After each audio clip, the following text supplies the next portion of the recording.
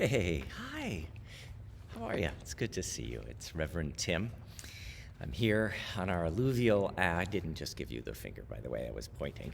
I'm here on the Alluvial Ave campus. Sanctuary is empty. And I'm really glad you're here, and I'm glad we can have this moment together. Sometimes I think that we get so caught up in the minutia and the fast pace of our lives that we can so often forget to be curious and wonder about the lives of other people.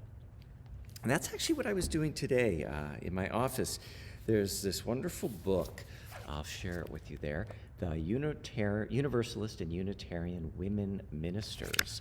And it starts with the first women who were ordained into ministry in the Universalist, because they were the first, and then the Unitarian.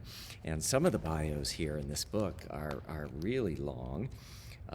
And at the beginning of the book, it seems so many of them are short.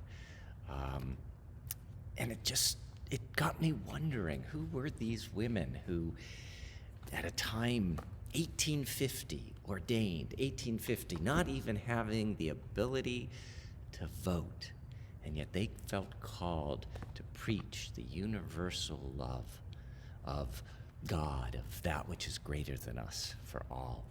And I picking one to introduce us two together. Her name is Frances E. Brandt, B-R-A-N-T, and she was born August 12th, 1850. So 15 years before the Civil War, in Steuben, Ohio, in the Midwest. She was educated at Western University in Chicago, earning her PhD, and at Wilmer Institute in Nevada, Missouri. So at a time when women were not encouraged to think for themselves and to pursue higher education, she earned a PhD. She was ordained into the Universalist ministry October 1st, 1892, in Topeka, Kansas. And this is the part that has really just intrigued me and saddened me. She settled in Delphos, Kansas, half-time as a minister, half-time from 1890 to 1892, 2 years, half-time. And then she was full-time from 1892 to 1895 in Haven and Valley Center, Kansas. And then it says she left the Universalist Fellowship in 1917 and moved to Texas. So she was ordained in 1892, and her first 2 years she served part-time, 1890 to 1892. She was not even ordained yet, so it was more of a ministerial intern, learning how to be a minister. And then she served 3 years as a minister. And then there's no entry that she ever served another congregation until she left the Universalist Fellowship in 1917. So I'm thinking, I'm wondering. I imagine you're thinking and wondering too, what was it that after that very short amount of time, why didn't she serve another congregation? And then why in 1917 did she walk away from the Universalist denomination, which was the first denomination to ordain a woman as minister? My imagination tells me she probably faced extraordinary sexism and patriarchy. Churches where the power was held by men who didn't want to call a minister who was female, a woman, to be their spiritual leader.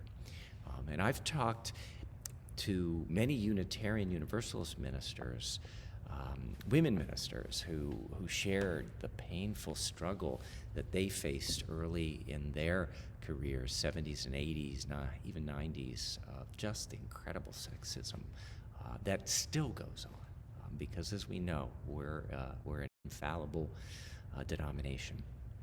So, but mostly I just wonder about her life. Like, who was she? What did she enjoy reading? Why was she called into ministry? And so I'm going to invite you to be curious. Be curious about someone that you don't know. Maybe it's someone from history. Maybe it's a neighbor. Maybe it's someone that you meet while you're walking your dog. But the spiritual practice of curiosity, of wonder, of discovering something new about another human being, which then colors in a bit more fully their humanity. And so my invitation is the spiritual practice of wonder and curiosity about someone you don't know yet, from history, from your own life. We're going to take a couple weeks break here from the vlogs, partly because our communications coordinator is going to be away for 2 weeks, and then I'm going to be on study leave and vacation for about 4 weeks. So my next vlog will be in early August. So until then, I hope life is gentle to you. I know that we are going to face a very horrifying and unsettling decision from the Supreme Court. And there's probably going to be some other bumps and moments between now and the next time I talk with you. So know that I'm holding you in my thoughts and my heart, that there is a love holding you. There's a love holding all that you love. There is a love holding all. You rest in this love. We rest in this love.